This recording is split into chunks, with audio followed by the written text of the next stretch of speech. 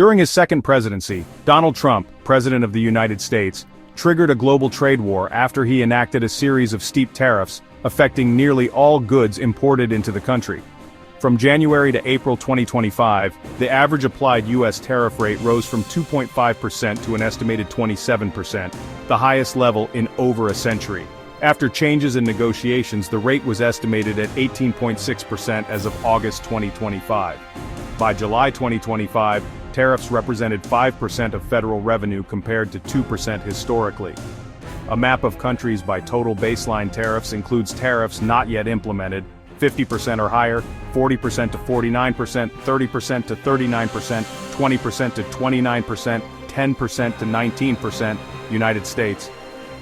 Under Section 232 of the 1962 Trade Expansion Act, Trump raised steel, aluminum, and copper tariffs to 50% and introduced a 25% tariff on imported cars from most countries. New tariffs on pharmaceuticals, semiconductors, and other sectors are under consideration.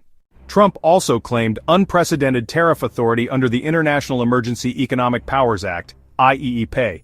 On April 2, 2025, he invoked the law to impose reciprocal tariffs on imports from all countries not subject to other sanctions.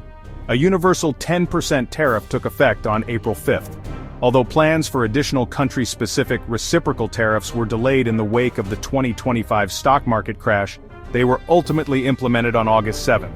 The de minimis exemption was eliminated effective August 29, 2025 under the IEEPA. Previously, packages valued below $800 were exempt from tariffs. Sweeping use of the IEEPA sparked a trade war with Canada and Mexico and escalated the China-United States trade war. Federal courts have ruled that the tariffs imposed under the IEEPA are illegal. However, they remain in effect while the case is appealed. In VOS Selections Inc. v. United States, the Court of Appeals allowed the IEEPA tariffs to stand until at least October 14, 2025, to give the government time to seek review by the Supreme Court. The rulings do not affect tariffs imposed under Section 232 or Section 301. The Trump administration argues that its tariffs will promote domestic manufacturing, protect national security, and substitute for income taxes.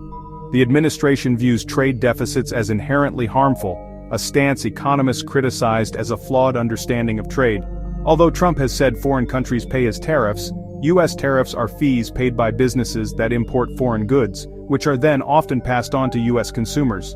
The tariffs contributed to downgraded GDP growth projections by the Federal Reserve, the OECD, and the World Bank.